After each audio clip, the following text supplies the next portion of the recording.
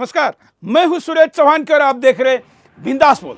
बिंदास बोल में हम आपके सामने आज मुद्दा लेकर आए हैं। हिंदुस्तान जो लाखों साल की परंपरा का महान देश, जहां की आजादी, स्वतंत्रता और उसके बाद की राजनीति करोड़ों लोगों के बलिदानों के आधार पर टिकी हुई है, उस देश में 7 दशकों में हमने जो नई व्यवस्था बनाई वो करीब करीब विफल होती दिखाई दे रही है। अपराधीकरण के साथ राजनीति इतनी गिर चुकी है कि अगर आंकड़े देखेंगे तो आप चौंक जाएंगे। और इसलिए इस चुनाव के माहौल में हमने सोचा आपके सामने क्यों ना हम इस मुद्दे को लेकर आए।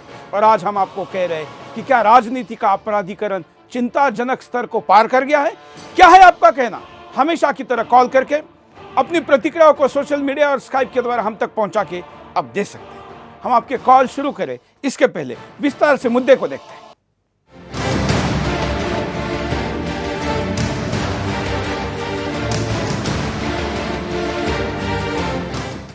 राजनीतिक दल ये जान रही थी कि विधान मंडलों में दागी नेताओं की बढ़ती संख्या आम जनता की बेचैनी का कारण बनने के साथ साथ खुद उनकी साख को प्रभावित कर रही है, लेकिन वो राजनीति को साफ सुथरा करने की दिशा में एक भी कदम उठाने के लिए तैयार नहीं है।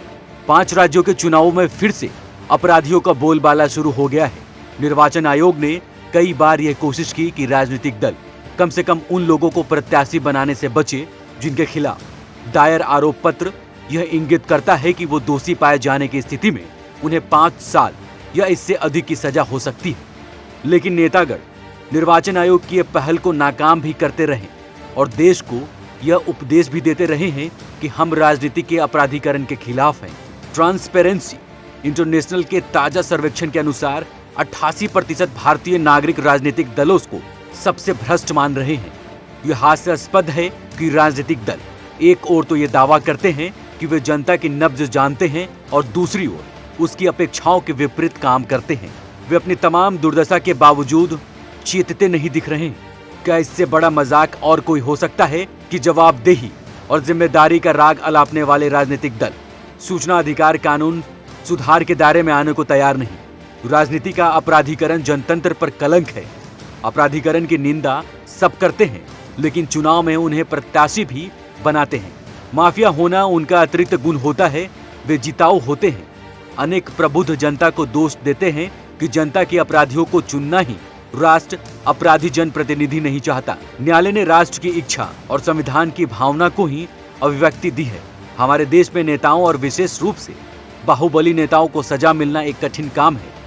आमतौर पर उनके खिलाफ लोग शिकायत करने से डरते हैं और यदि शिकायत हो भी जाती है तो अदालतों में उनके मामलों वर्षों तक खींचते हैं।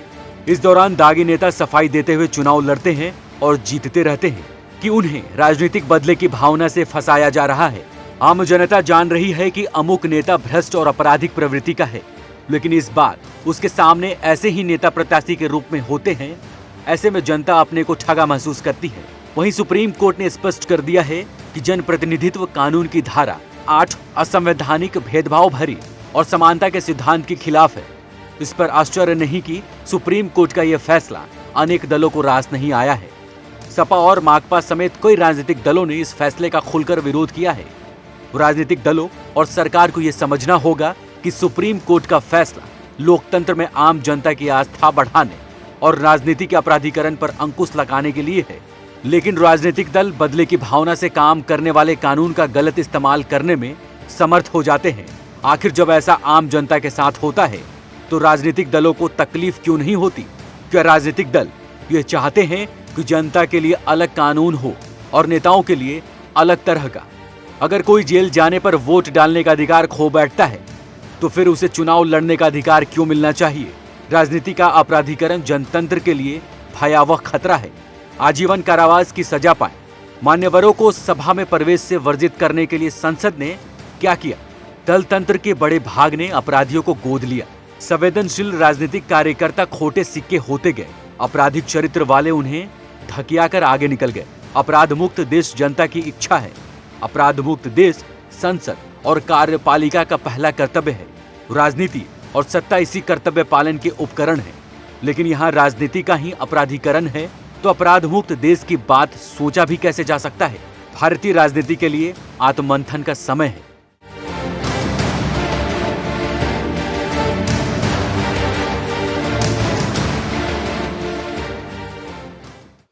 और ये स्थिति इतनी भयावह है, बात केवल उत्तर प्रदेश में होने वाले चुनाव की नहीं है, केंद्र में भी है, लेकिन हम आपको दिखाते हैं कि विधानसभाओं में क्या स्थिति है। देखिए,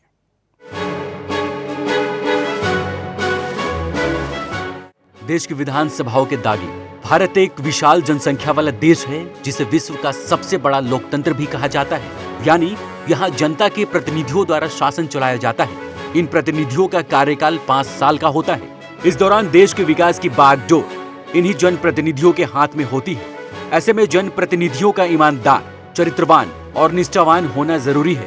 अगर हमारे जनप्रतिनिधि ईमानदार नहीं है तो ये जनता के लिए सबसे बड़ा धोखा होता है।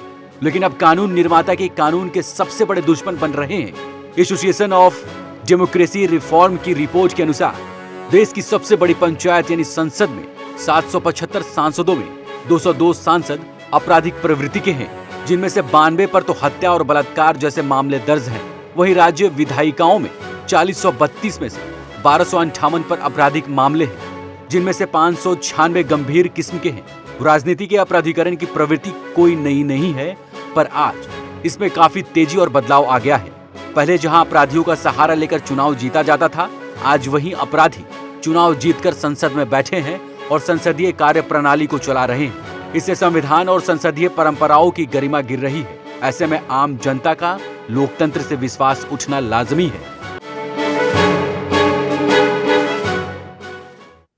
और अगर हम देखें कि दागियों की संख्या चुनाव में, हर चुनाव में बढ़ती जा रही है। अन्ना आंदोलन के बाद ऐसा लगा था कि स्थिति बदल जाएगी, लेकिन हुआ उल्टा। आपने भी दागियों को टिकट कम नहीं दिए। अकेले अगर हम पंजाब की बात करें तो जिन अकालियों के खिलाफ केजरीवाल चिल्ला चिल्ला कर बोल रहे हैं, उन्होंने जितने दागियों को टिकट दिए हैं, उतने ही अनुपात में सेम कैटेगरी में आपने भी उम्मीदवार दिए हैं। अगर यही स्थिति रही तो ये दिन दूर नहीं जब सज्जन राजनीति से दूर और बागियों का और दागियों का राजनीति में कब्जा होगा। हमारे साथ कई कॉलर भी जुड़े हैं, आप भी कॉल कर सकते हैं। आप स्काइप पर भी कॉल कर सकते हैं, वीडियो में अपनी प्रतिक्रियाओं को हम तक पहुंचा सकते हैं। कॉलर के पास चलते हैं। जय हिंद। हेलो, बोलिए। जय हिंद सर। क्या कहना है आपको?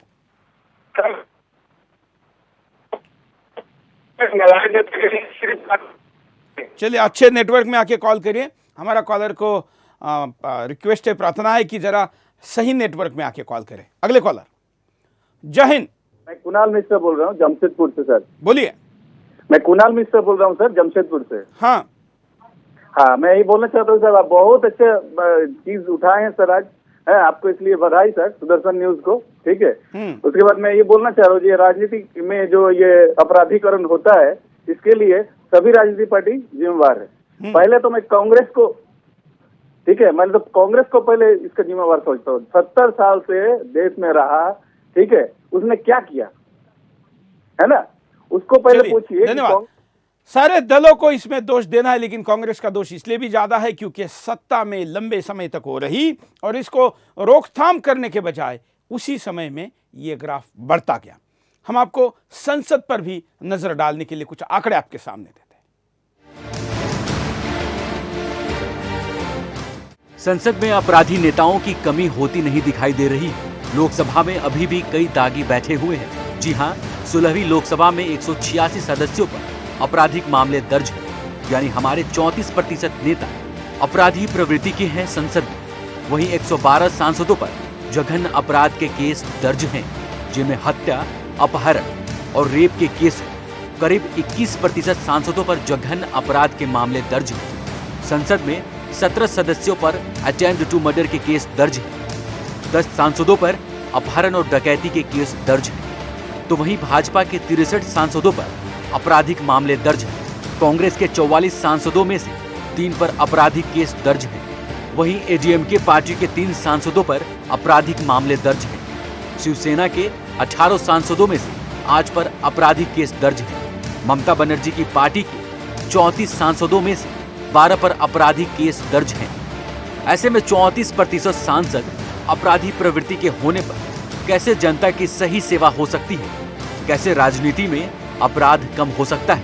अब देखना यह है कि आने वाली संसद और विधानसभाओं का क्या हाल होता है। क्या अपराधियों की संख्या लगातार बढ़ेगी या फिर अपराध के ग्राफ में कमी आएगी। हम चाहेंगे कि आज के कार्यक्रम में कॉलर ज्यादा बात करे। कभी हम ज्यादा गेस्ट रखते हैं तो कॉलर को बात नहीं कर सकते, लेकिन आज हमने जानबूझ के किसी राजनीतिक दल के किसी प्रवक्ता को नहीं बुलाया, इसलिए क्योंकि कम ज्यादा अनुपात हो, लेकिन सारे राजनीतिक दल अपराधियों को टिकट देने में आगे हैं। और इसलिए आज हम जनता को बोलने के लिए कह रहे हैं। हम चाहते हैं कि आज आप बात करें, अपनी प्रतिक्रियाओं को हमारे सामने रखें। जय हिंद, बोलिए, क्या कहना है आपको? जी बोलिए। हाँ हाँ सर, हम मनोज राय बोल रहे हैं उत्तर प्रदेश बलिया से। उत्तर प्रदेश बलिया से मैं मनोज राय बोल रहा हूँ, उत्तर प्रदेश बलिया से मैं। चलिए, धन्यवाद। हम कॉलर को कहेंगे कि अपना आवाज तुरंत अपने टीवी पर सुनने के चक्कर में आप ठीक से बात नहीं कर पाएंगे, इसलिए कार्यक्रम को रात को 11 बजे या सवेरे 9 बजे रिपीट देखें या यूट्यूब पर कभी भी देखें। अपना कॉल कनेक्ट होने के बाद जो फोन पर सुनाई देता है वहां पर कम्युनिकेशन करें। अगले कॉलर। जय हिंद, बोलिए। हेलो। हाँ श्रेय जी, नमस्कार। नमस्कार सर जी, ऐसा है कि मैं आपसे काफी दिनों से चाहता था, अगर मेरे को आप टाइम दो तो मैं बॉम्बे आ सकता हूँ। दूसरी बात क्या है, ये मोदी जी को कुर्बानी वाली बात है।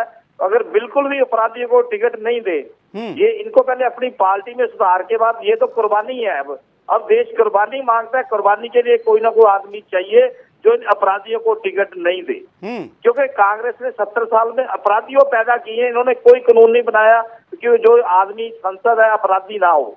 इन्होंने तो अपराधी पैदा कर दिया। अकेले मोदी साहब क्या करें? सारा नीचे का सारा काम ही भ्रष्टाचार है।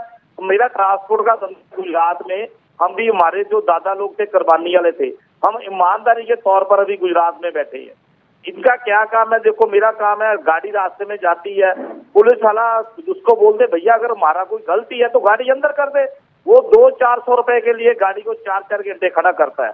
और अब देखो, अभी गुजरात में क्या है, हजारों तादादों की तौर के जो लग्जरी बस है वो चल रही है जी। ये इस काम टूरिस्ट पे जा रहे हैं क्योंकि सब भ्रष्ट करते काम।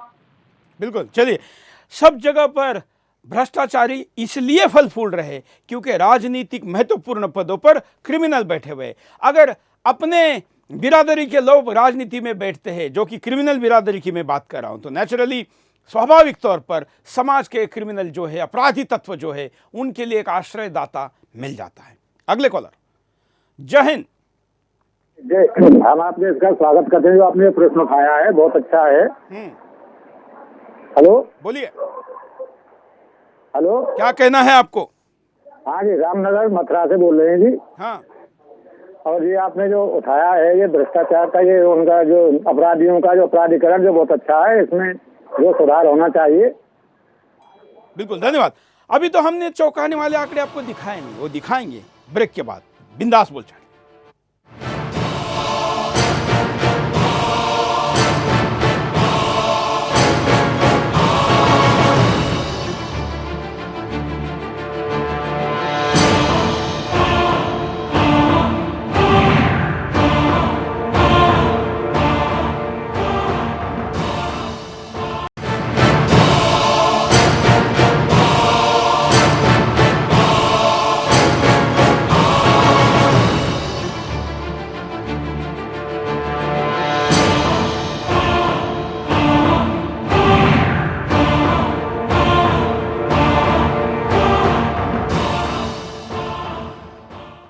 ब्रेक के बाद आपका एक बार फिर से स्वागत है। आप बिंदास बोल देख रहे हो। बिंदास में आपके सामने हम मुद्दा लेकर आए, अपराधीकरण जो राजनीति का हुआ है उस पर बात हो रही है। तमाम लोग अपनी प्रतिक्रियाओं को दे रहे हैं। ये ऐसा क्यों हुआ, इसके तह तक जब हम जाते हैं तो ये देखते हैं कि समाज सेवा, देश सेवा, राष्ट्र की सेवा करने के लिए राजनीति केवल एक साधन भर है, सत्ता केवल एक साधन है। ये बात लोग भूल गए और इसी को साध्य मानकर किसी भी न प्रकार राजनीतिक दलों की सत्ता क्यों ना हो या सरकारों की सत्ता क्यों ना हो, उस पर बैठने के लिए न प्रकार किसी भी साम दाम दंड भेद रास्ते से क्यों ना हो, सत्ता हथियानी है। ये जब साधन ही साध्य में बदल गया तो राजनीति का अपराधीकरण बढ़ गया। और भी कई कारण हैं, लेकिन कुछ और आंकड़े आपके सामने। जब देश में भ्रष्ट मंत्रियों की बात होती है तो उनकी भी संख्या कोई कम नहीं है देश में। सबसे पहले बात करते हैं मोदी सरकार की। मोदी सरकार में 78 यूनियन मिनिस्टर हैं, जिनमें से 24 मिनिस्टरों यानी 31% पर आपराधिक केस दर्ज हैं। 14 मंत्री यानी 18% पर जघन्य अपराध के केस हैं, जिनमें हत्या, अपहरण और लूटपाट शामिल है। वहीं जब बात है विधानसभाओं के मंत्रियों की, तो राज्य की विधानसभाओं के कुल 620 मंत्रियों में से 201 पर जघन्य आपराधिक मामले दर्ज हैं, जबकि 620 राज्य विधानसभाओं के मंत्रियों में से 462 मंत्रियों पर आपराधिक मामले दर्ज हैं। ऐसे में राज्य विधानसभाओं के करीब 76% मंत्रियों पर आपराधिक मामले दर्ज हैं, जबकि राज्य विधानसभा के 34% मंत्रियों पर जघन्य आपराधिक केस दर्ज हैं। सबसे ज्यादा झारखंड में 11 में से 9 मंत्रियों यानी 82% पर जघन्य अपराध के केस दर्ज हैं। आपकी दिल्ली में 7 मंत्रियों में से 4 मंत्रियों यानी 57% पर सीरियस आपराधिक के मामले दर्ज हैं। तेलंगाना के 17 मंत्रियों में से 9 मंत्रियों यानी 53% पर सीरियस अपराध के मामले दर्ज हैं। महाराष्ट्र के 39 मंत्रियों में से 18 मंत्रियों यानी 46% पर आपराधिक मामले दर्ज हैं। बिहार में 28 में से 11 मंत्रियों यानी 39% पर सीरियस आपराधिक मामले दर्ज हैं। कॉलर के पास चलते हैं। जय हिंद। हाँ, मैं डॉक्टर गिरीश तुरखिया बोल रहा हूँ, आपका प्रोग्राम देख रहा हूँ। मेरा यह कहना है, जहाँ तक न्यायपालिका में सुधार नहीं होगा, न्यायपालिका यह नक्की कर दे, आदेश दे दे कि हम कोई भी क्रिमिनल केसेस रहेंगे जिसके खिलाफ 3 से ज्यादा केस रहेंगे, उसका 1 साल में निकाल दे देंगे। तो कोई भी जिसके विरुद्ध आपराधिक मामला है, जो झूठा दर्ज किया हुआ है, उसको भी इलेक्शन लड़ने का मौका मिलेगा। तो न्यायपालिका तो सुधारना चाहती नहीं है, तो ये सिस्टम को कैसे सुधार जाएंगे? बिल्कुल, बहुत अच्छा मुद्दा डॉक्टर साहब आपने उठाया है कि ये सारे ही जो आपराधिक केसेस राजनेताओं पर, लोक प्रतिनिधि पर है, ये सच्चे है ऐसा भी नहीं है। ये भी सच है कि इनमें से कई केसेस फर्जी है, लेकिन इसका बड़ा कारण ये फर्जी केसेस प्रलंबित रहने का न्यायपालिका और उसकी व्यवस्था है। ऐसा भी हुआ कि न्यायपालिका में और सरकार में ये बात बनी और निर्णय हो गया कि 2 साल के ऊपर जिसको सजा हो, ऐसे व्यक्ति की सदस्यता तुरंत रद्द की जाएगी उस डेट से जिस डेट से सजा सुनाई गई। लेकिन ऊपर की कोर्ट में जाके जब उस सजा को स्टे मिलता है तो वो पिछला आदेश चेंज होके व्यक्ति फिर चुनाव लड़ सकता है, और ये सालों साल चलता है। कई लोगों का तो पूरा राजनीतिक करियर खत्म हो गया, लेकिन उनके खिलाफ चल रहे मामलों में अंतिम डेट नहीं आई। तारीख पे तारीख वाला फॉर्मूला राजनीति में बढ़ते अपराधीकरण का एक बहुत बड़ा कारण है। अगले कॉलर। जय हिंद जी। राजनीति के अपराधिकार, गुंडागर्दी, क्राइम का कहा, शराब का ठेका, काला धन है, बाकी म्यूजिक, चीटी, सोडा और स्पोर्ट ड्रिंक के आड़ में मीडिया और उसका साथी आमिर खान, फिल्मों व विज्ञापनों में फिल्मों में शाहरुख खान, प्रियंका चोपड़ा, सलमान खान, बादशाह सिंगर इसको बढ़ावा देते हैं। और फिल्म का सीरीज सरकार यूरोप फिल्म बना के लेडी गागा का बॉलीवुड और मीडिया इसको वैलेंटाइन डे पर शराब का बाजार बढ़े ताकि अपराध बढ़े, उसको बढ़ावा देते हैं। मीडिया फिल्मों की आजादी का पहरेदार सुप्रीम कोर्ट, संजय बंसाली, दीपिका पादुकोण इस पर चुप रहते हैं। बिल्कुल, पैसा बहुत बड़ा कारण है। पहले तो अपराधी पर्दे के पीछे होते, पहले तो अपराधियों के खिलाफ, फिर वो विदेशी अपराधी हो, देशी अपराधी हो, अपराधियों के खिलाफ राजनीतिक नेतृत्व होता था। लेकिन जब सत्ता ही साधन बन गई, जरूरत बन गई, अपरिहार्य बन गई, तो फिर पर्दे के पीछे के अपराधी पर्दे के सामने आ गए। और अब ना केवल पर्दे के सामने आए, वो सत्ता में, सरकार में पहुंचे हैं। और अपराधीकरण का, ना राजनीति का नहीं केवल अपराधीकरण हुआ है, बल्कि सत्ता का भी अपराधीकरण हुआ है। अगले कॉलर। जय हिंद। हाँ सर, मैं एमएल सहदेव बोल रहा हूँ। बोलिए। अशोका एनक्लेव फरीदाबाद से। हाँ सर, ये जो गवर्नमेंट एम्प्लॉइज हैं उनके ऊपर अगर अपॉइंटमेंट होती है, लिखा होता है कि अगर कोई केस है तो उनको अपॉइंट नहीं किया जाएगा। तो ये नेताओं के ऊपर ऐसा क्यों नहीं है? वो तो खुद औरों के लिए कानून बनाते हैं, उनके लिए सबसे पहले ये बात लागू होनी चाहिए। बिल्कुल बिल्कुल, सबके लिए होनी चाहिए, और ये नहीं हो रहा है, इसलिए आपराधिक छवि वाले ज्यादा लोग राजनीति में आ रहे हैं। अगले कॉलर के पास चलते हैं। जय हिंद। मैं ये कह रहा हूँ, जब किरण बेदी जी क्या नाम का इंदिरा गांधी जी का चालान काट सकती है, तो ये पुलिस आप क्यों नहीं नेताओं का साथ है? जब इतने भ्रष्टाचार मार्केट दिखाई दे रहा है, इन नेताओं में ये लोग हैं, इतने भ्रष्ट नेता है, तो इन लोगों को क्यों नहीं ये गिरफ्तार करती है? आंकड़े दिखाने से बिल्कुल। और सब लोग कानून को लेकर जो बात कर रहे हैं, तो क्या कानून है इस विषय में, नजर डालते।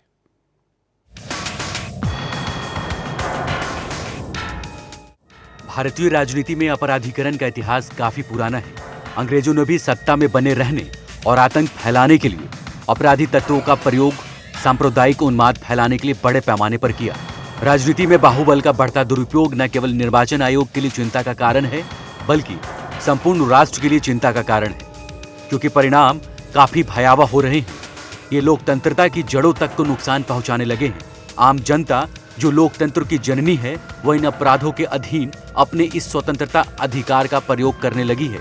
तो ऐसे में रोकथाम की प्रक्रिया में गति जरूरी है।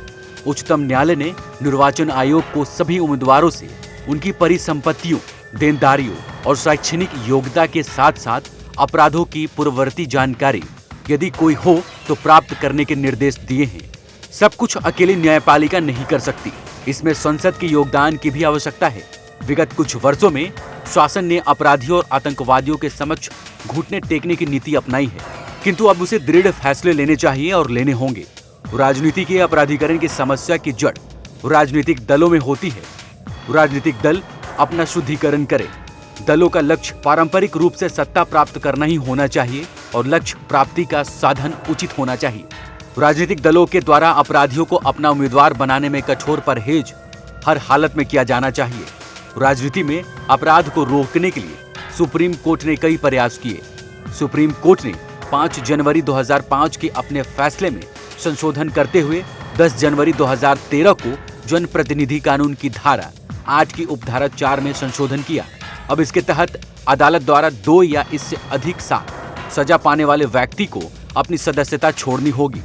कोर्ट का यह फैसला राजनीति में आपराधिक प्रवृत्ति पर लगाम लगाने के लिए सही हो सकता है, लेकिन अभी भी आपराधिक मामलों में राजनीति में बढ़ोतरी हो रही है। 5 राज्यों के विधानसभा चुनाव में अपराधियों को लगातार टिकट दिए जा रहे हैं। इससे न सिर्फ अपराधी जीतकर विधानसभाओं में जाएंगे, बल्कि संसद के लिए और जनता के लिए कानून भी बनाएंगे।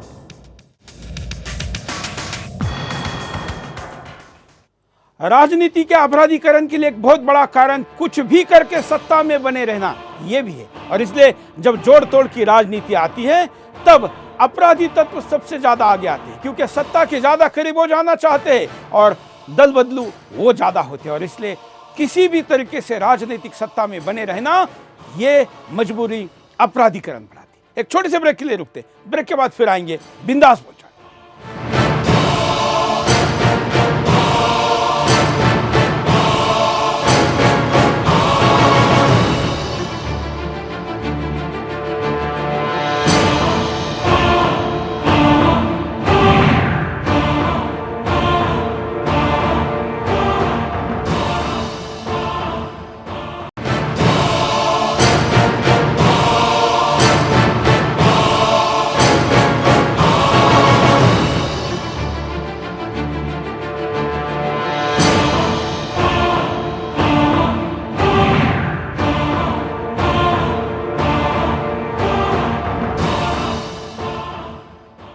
ब्रेक के बाद आपका एक बार फिर से स्वागत है। राजनीति में अपराधी बढ़ने का एक बहुत बड़ा कारण जातीयवादी क्षेत्रवादी राजनीति भी है। हमारे जाति का व्यक्ति है तो कुछ भी होगा तो चलेगा, कितना भी गिरा हो तो चलेगा, उसका रिकॉर्ड कितना भी गंदा हो, कितना भी बड़ा अपराधी हो तो चलेगा, क्योंकि वहां पर बाकी लोग मेरे जाति के नहीं हैं तो मैं मेरे जाति के व्यक्ति को वोट करूंगा। ये गंदी मानसिकता अर्थात जातिवादी राजनीति की मानसिकता, क्षेत्रवाद की मानसिकता राजनीति में अपराधीकरण को बढ़ावा देती है। अगले कॉलर। जय हिंद। हाँ, बोलिए। नमस्कार। हाँ, मैं रवि मेहरा जुहू बॉम्बे से बोलता हूँ। बोलिए रवि जी। सभी पॉलिटिकल पार्टीज के पास में कैश डोनेशन के रूप में हजारों करोड़ रुपए आते हैं। क्या ये हजारों करोड़ रुपए टैक्स पेयर के हैं? क्या ये अपने अकाउंट में दिखाते हैं? अगर ये टैक्स पेयर का पैसा नहीं है तो फिर ये तो लूटमार का पैसा हुआ। तो इट मीन्स ये मोदी समेत सारी पॉलिटिकल पार्टीज जो है लूटमार का धंधा कर रही हैं। इसी वजह से, इसी के लिए ये सारे जो अपराधी हैं ये पैसा देके वहां पे टिकट लेते हैं और ये पब्लिक को उल्लू बनाने का बिजनेस है। बिल्कुल दैट्स ऑल। बिल्कुल। और इसलिए अब नई नियम के अनुसार 2000 रुपए से ऊपर का चंदा किसी भी तरीके से सार्वजनिक करना होगा। आखिर ये अब तक नहीं हुआ, इसका एक बहुत बड़ा कारण अपराधियों को राजनीति में प्रवेश देना या सत्ता का अपराधिकारियों को बचाने के लिए उपयोग करने में कामयाबी रही। अगले कॉलर, जय हिंद, बोलिए क्या कहना है आपको? हेलो, बोलिए। हाँ जी, जय हिंद सर। मैं लुधियाना से प्रीतम चंद बोल रहा हूँ जी। हाँ जी, कहना तो बहुत कुछ है सर, लेकिन मुझे ये नहीं समझ आ रहा कि मैं कहाँ से शुरुआत करूँ। पहली बात अभी एक भाई साहब ने उठाई है कि न्यायपालिका को चाहिए, तो न्यायपालिका में ही भ्रष्टाचार फैला हुआ है। इनकी कुर्सी पे जो बैठे हुए हैं वही भ्रष्ट लोग बैठे हुए हैं, तो अपना कहाँ से ये अपना न्याय।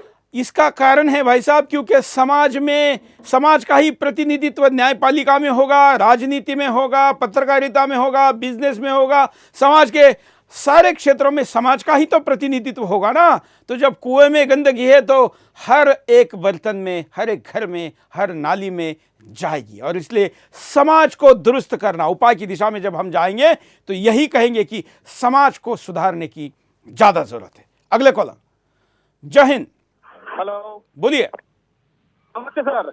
हाँ, मुंबई से बात कर रहा हूँ सर। मैं आपको सिर्फ 2 सुझाव देना चाहता हूँ। हाँ, कि हमें जैसे पैन कार्ड कंपलसरी किया गया है, आधार कार्ड कंपलसरी किया गया है, मैं ये चाहता हूँ सर कि ये वोटिंग होता है ना, वो भी कंपलसरी करना चाहिए हर आदमी के लिए, सीएन के लिए। बिल्कुल। चुनाव सुधारों में उस विषय पर भी चर्चा करेंगे, लेकिन आज हम अपराधीकरण की बात कर रहे हैं। क्या आप जानते हैं भारत में 620 मंत्री है सारे राज्य सरकारों के मिलके। वो 620 मंत्रियों में से 446 मंत्रियों के ऊपर आपराधिक मामले हैं और उनमें से 221 पर गंभीर आपराधिक मामले हैं। आप समझ सकते हैं कि यह अनुपात 76% का है। मतलब आधा तो छोड़िए, 24% लोग केवल ठीक है, 76% अगर गलत है। माना कि राजनीति में और सामाजिक क्षेत्र में काम करने वाले लोगों पर फर्जी केसेस दाखिल होते हैं, लेकिन उसका अनुपात 76% तो नहीं हो सकता ना। तो जो भी है ये गंभीर है। अगले कॉलर, जय हिंद। महेश यादव इलाहाबादी बोल रहे हैं सर। बोलिए। आज सर हम ये कह रहे हैं, सबसे ज्यादा जो है समाजवादी पार्टी ने काम किया है उत्तर प्रदेश में। चलिए, आपने बात निकाली है तो हम आपको 2017 के इन चुनावों में कहां पर क्या स्थिति है ये दिखाते हैं। यूपी विधानसभा के पहले फेज के दागी उम्मीदवारों की बाढ़ आ गई है। यूपी चुनाव के पहले फेज में 836 उम्मीदवार हैं, जिनमें से 302 पर जघन्य अपराध के मामले दर्ज हैं। बीएसपी के सबसे ज्यादा 73 उम्मीदवारों में से 66 उम्मीदवारों पर आपराधिक मामले दर्ज हैं। यानी बसपा ने करीब सभी दागी उम्मीदवारों को टिकट दिया है। बीजेपी के 73 में से 61 उम्मीदवार दागी हैं पहले फेज के चुनावों में। तो वहीं सपा के 51 उम्मीदवारों में से 40 उम्मीदवार दागी हैं पहले फेज में। कांग्रेस के 24 उम्मीदवारों में से 18 उम्मीदवार दागी हैं पहले फेज में।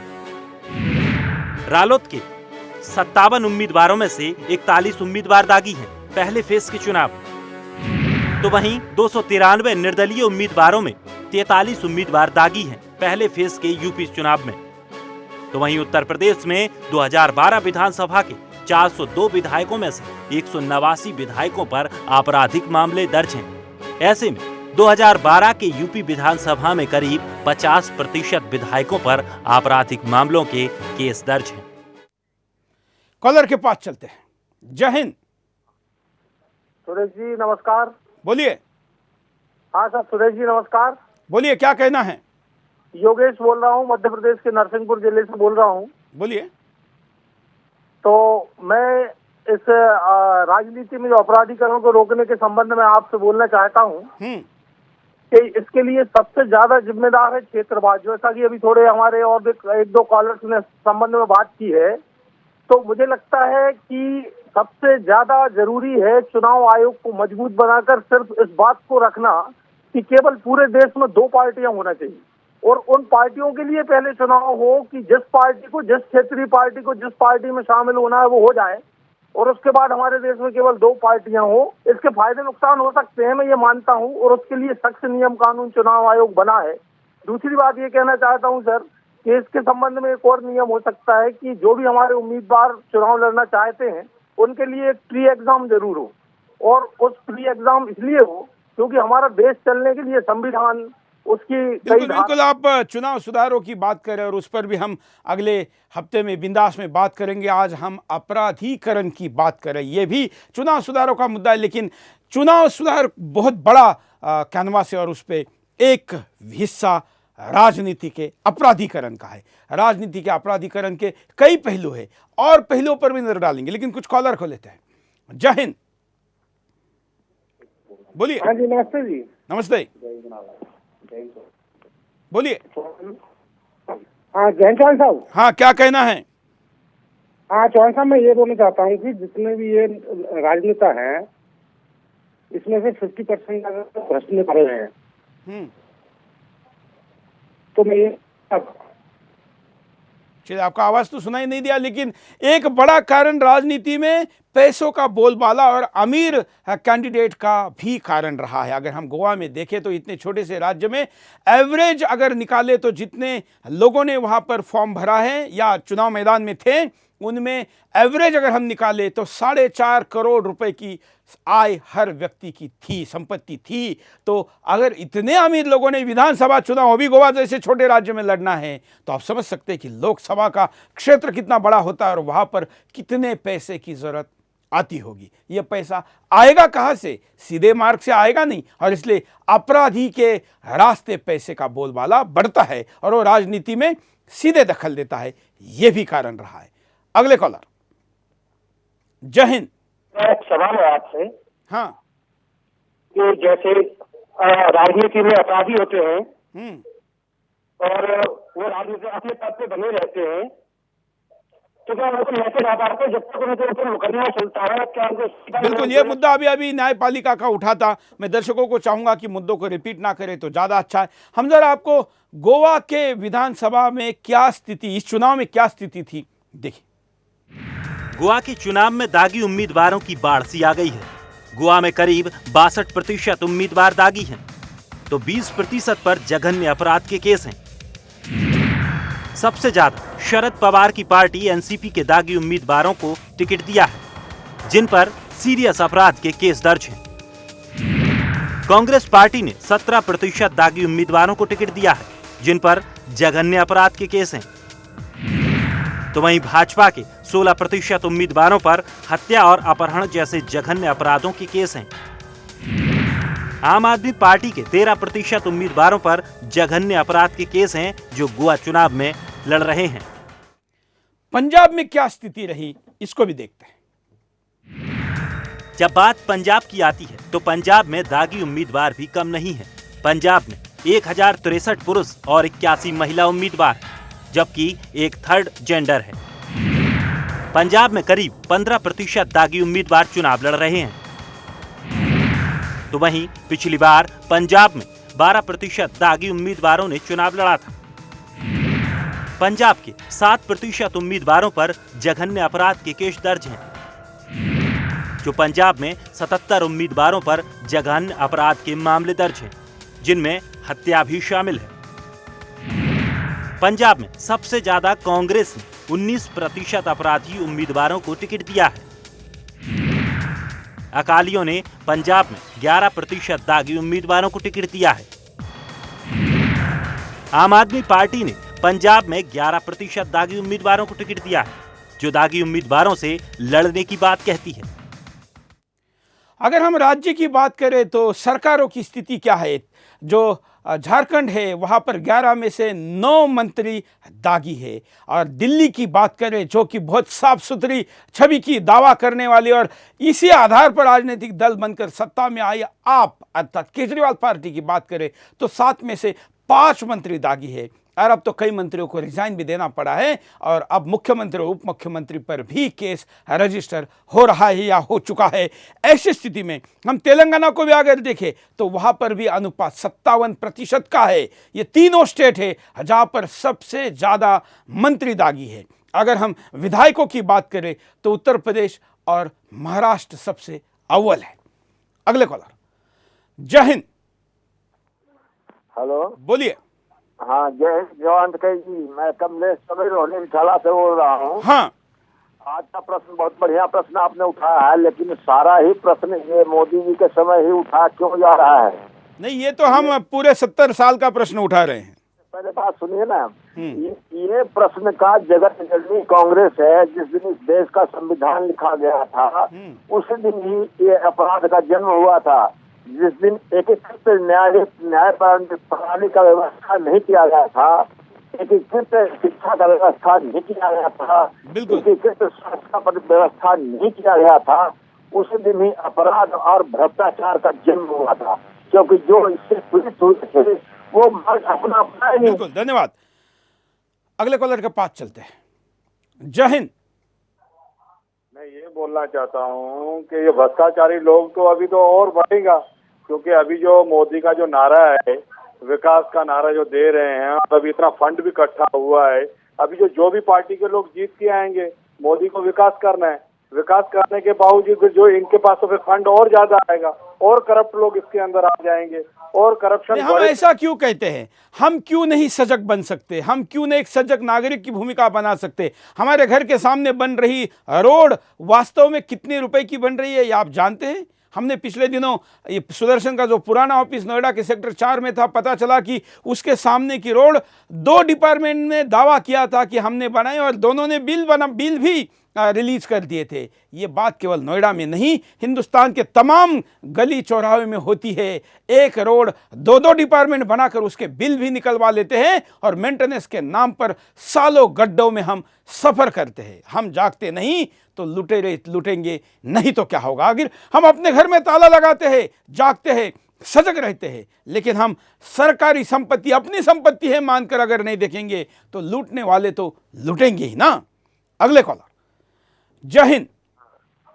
हेलो, जय हिंद। बोलिए। हाँ, नमस्कार सर। बोलिए बोलिए। हाँ, हम हिमाचल से बोल रहे हैं, ऊना डिस्ट्रिक्ट से, बाबा ज्ञाननाथ। हाँ, हमारा सवाल है कि एक तो जो अपराधीकरण का आपने मुद्दा उठाया, इसमें नोटा होना चाहिए, क्योंकि अगर दोनों तरफ अपराधी विधायक या MLA MP होते हैं तो वोटर के पास बेचारा वोटर क्या करेगा? उसको एक को वोट देना पड़ेगा। इसलिए इसमें नोटा होना चाहिए कि वोटर अपना वोट ऐसे डाल सके कि इसमें मेरे को कोई भी पसंद नहीं है, आप अच्छा उम्मीदवार लाइए और हम उसको वोट डालेंगे।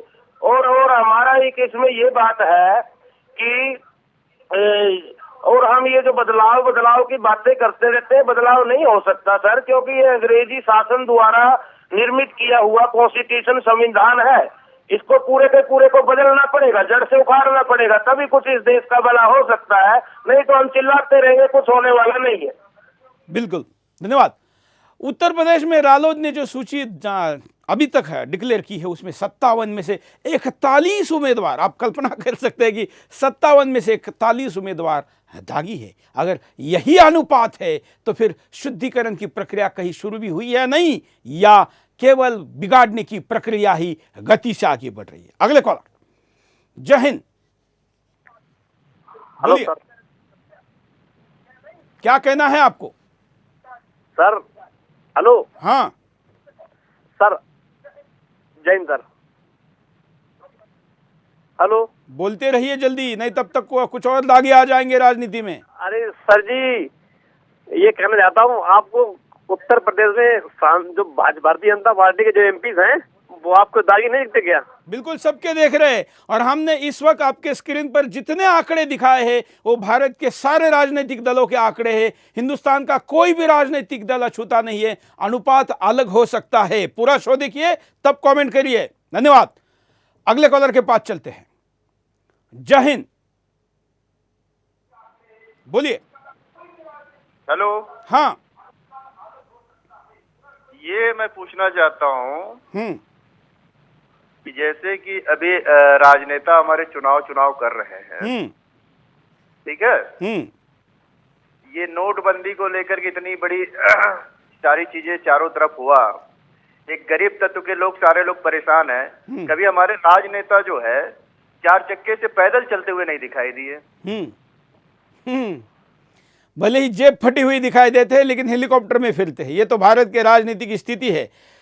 मैं जब यहाँ विंडो में बोल रहा हूँ तो मेरे लेफ्ट में आप देख सकते हैं कि सारे राजनीतिक दलों के आंकड़े हम चला रहे। सपा के 51 में से 40 उम्मीदवार, कांग्रेस के 24 में से 18 उम्मीदवार, ये पहले फेज के या दूसरे फेज के जो उम्मीदवार डिक्लेयर हो चुके हैं उनके आंकड़े हम आपको दिखा रहे हैं।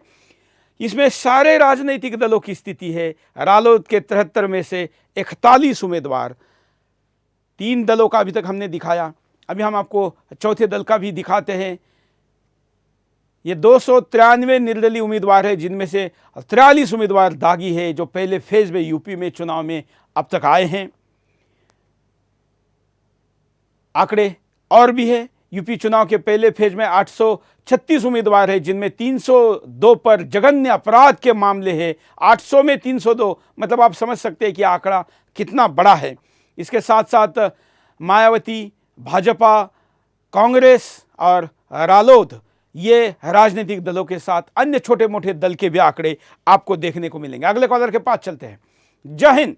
सुरेश जी जय हिंद। बोलिए। मैं आरती बेलगाम कर्नाटका से बोल रही हूँ।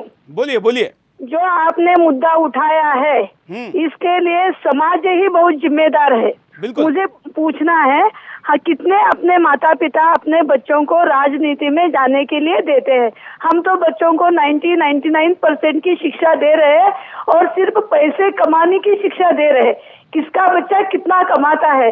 जो ज्यादा शिक्षा लेते हैं वो भारत से बाहर चले जाते हैं। तो हाँ, देश के लिए किसी को कुछ पड़ी ही नहीं। इसके लिए पहला हमारी शिक्षा में शुद्धिकरण होना चाहिए। जब तक बच्चों में देशभक्ति पैदा नहीं करेंगे तब तक अच्छे राजनेता नहीं मिलेंगे। किधर क्या चल रहा है सबको मालूम है। सार्वजनिक क्षेत्रों में क्या चल रहा है, राजनीति में क्या चल रहा है, न्यायपालिका में क्या चल रहा है, लेकिन इसके लिए क्या करना है ये अभी सोचना है। इसलिए पहला मुद्दा ये है, अभी सभी जगह शुद्धिकरण होना चाहिए। तो पहला हमारी जो शिक्षा पद्धति है टीबी में क्या लिखी वो पहला बदलनी चाहिए और देशभक्ति का पाठ बच्चों में बचपन से सिखाना चाहिए। आप क्या करती है? हेलो, आप क्या करती है? मैं एक पब्लिक सेक्टर में सर्विस करती हूँ। अच्छा, बहुत अच्छी बात आपने कही है। धन्यवाद अपना पक्ष रखने के लिए। आपने देखा कि हमारे यहाँ पर महिलाओं का भी सहभाग ऐसे विषय में सबसे आगे होता है, क्योंकि अपराधीकरण की अगर सबसे ज़्यादा शिकार कोई होती होगी तो महिलाएं होती है, और इसलिए महिलाओं ने भी इस विषय पर आवाज़ उठाने की ज़रूरत है। एक बहुत अच्छा मुद्दा स्कॉलर ने उठाया कि क्या हम अच्छे लोगों को राजनीति में जाने के लिए प्रेरित करते हैं? क्या हम अपने बच्चों को कभी कहते हैं कि तुम्हारा करियर राजनीति भी हो सकता है? बल्कि स्थिति यह है कि घर का जो बच्चा किसी भी क्षेत्र में नहीं चलेगा, जो घर में काम नहीं करेगा, खेती बाड़ी नहीं करेगा, व्यापार उद्योग में सक्सेस नहीं होगा, उसको राजनीति में भेजो। ये हमारे यहाँ का कल्चर अगर है तो हम राजनीति में अच्छे लोग आने, टिकने, ठहरने और उन्होंने देश चलाने की अपेक्षा करना अपने आप में मूर्खता है। अगले कॉलर। जय हिंद। बोलिए। हेलो, मैं राजस्थान से बोल रहा हूँ, रघुनाथ बिश्नोई। बोलिए। मैं मोदी जी से एक विनती कर रहा हूँ सर, ये भरण क्या चीज होती है? भरण जो गुजरात में सीएम थे उस टाइम में भरण चल रहा था पूरी गुजरात के अंदर। चलिए, इस आज के मुद्दे पर ही कॉल करें तो ज्यादा अच्छा रहेगा। अगले कॉलर के पास चलते हैं, आप भी कॉल कर सकते हैं। जय हिंद। बोलिए। हेलो। बोलिए। हाँ जी, क्या कहना है? मैं बुलंदशहर से उपेंद्र शर्मा बोल रहा हूँ। बोलिए। मेरा आपके बिंदास बोल कार्यक्रम में जो आपका कार्यक्रम चल रहा है इसमें यह कहना है मेरा, इसके लिए हमारी सुप्रीम कोर्ट ने भी कई बार गाइडलाइन दी है और ये कोई तरीका ऐसा निकाल लेते हैं कि साहब इन पर आरोप लग रहा है, ऐसा तो कोई भी लगा देगा। जब तक पूर्ण रूप से इन पर पाबंदी नहीं लगेगी सुप्रीम कोर्ट की तरफ से, तब तक ये जो बिल्कुल बहुत अच्छा मुद्दा आपने उठाया है। इसमें अपराधीकरण जब पुलिस और न्याय व्यवस्था से जुड़ता है तो उसका डेफिनेशन होना, जल्दी न्याय होना, ये सबसे ज़रूरी कदम है। और इसलिए पिछले दिनों सुझाव में, राजनीतिक सुझाव में ये भी बात आई थी कि कम से कम राजनेताओं के ऊपर जो मामले हैं उन मामलों को फास्ट ट्रैक कोर्ट के द्वारा जल्दी अगर हम सुलझाते हैं तो उससे कम से कम ये निर्णय या इस भ्रम की स्थिति या सामाजिक आंदोलन या राजनीतिक आंदोलनों के अपराधियों को नाते बचने की स्थिति बन सकती है। ये अच्छा सुझाव है और ज़्यादातर लोगों ने इस दिशा में पहल की। हमारे सोशल मीडिया के विभिन्न हैंडल, ट्विटर पर, फेसबुक पर और तमाम हैंडल पर लोगों ने जो प्रतिक्रिया भेजी उसको हम यहाँ स्क्रीन पर भी चला रहे और हमारे तमाम हैंडल पर आप इसको देख सकते हैं। इस कार्यक्रम को आप रिपीट टेलीकास्ट रात को 11 बजे, सुबह 9 बजे देख सकते हैं और कभी भी इसको देखने के लिए यूट्यूब पर हमारे चैनलों पर जाकर भी आप इसको देख सकते हैं। इन कार्यक्रमों को हमेशा अलर्ट पर नोटिफिकेशन आपको मिले, इसलिए आप इनको फॉलो भी कर सकते हैं। अगले कॉलर, जय हिंद, बोलिए, क्या कहना है आपका? हेलो। हाँ जी सर, जय हिंद सर। जय हिंद। जी सर, बोलिए। हेलो, जय हिंद सर। बोलिए। जी सर, मैं ये कहना चाहता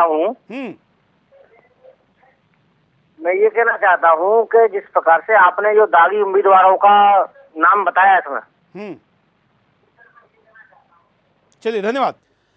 अब हम कार्यक्रम को यहीं पर रोकते हैं। उद्देश्य था कि आपके सामने इन चुनावों के बहाने आंकड़े आए और पहले दूसरे चरण के आंकड़े भी चौंकाने वाले हैं, तो आने वाले दिनों में क्या हो सकता है ये हम समझ सकते हैं। आज के कार्यक्रम का परिणाम अगर इस चुनाव में भी हुआ तो हम मानेंगे कि आने वाले चुनाव में और खास करके लोकसभा के चुनाव तक देश के प्रधानमंत्री ने चुनाव सुधारों के लिए कुछ पहल करने की जो बात कही है उसको हम दिशा दे सकते हैं। बचे हुए 2.5 साल में अगर देश प्राथमिकता के साथ, आग्रह के साथ और बार बार मीडिया के साथ, खास करके सुदर्शन की इस अभियान के साथ खड़ा होकर ये कहता है कि हमको राजनीति की गंगा दुरुस्त करनी है, साफ सुथरी करनी है, क्योंकि जब तक देश की राजनीति की गंगा साफ नहीं होती वास्तव की गंगा भी साफ नहीं होगी, क्योंकि यह इच्छा शक्ति और पैसे के प्रभाव के कारण अपराधी तत्व बने रहेंगे तो नैसर्गिक भगवान की गंगा भी साफ नहीं होगी। और इसलिए अगले 2.5 साल तक और उसमें भी खास करके 1 साल अगला महत्वपूर्ण है, जिस पर पूरी ताकत लगाने की जरूरत है। विभिन्न माध्यमों से जिस भी मंचों पर आपको मौका मिले इस पर बोलते रहिए, अपने पक्ष को, तथ्य को रखते रहिए। आखिर जब बोलेंगे तो ही तो कुछ होगा ना, और इसलिए बिंदास बोलते रहिए। आज के लिए इतना ही। जय हिंद।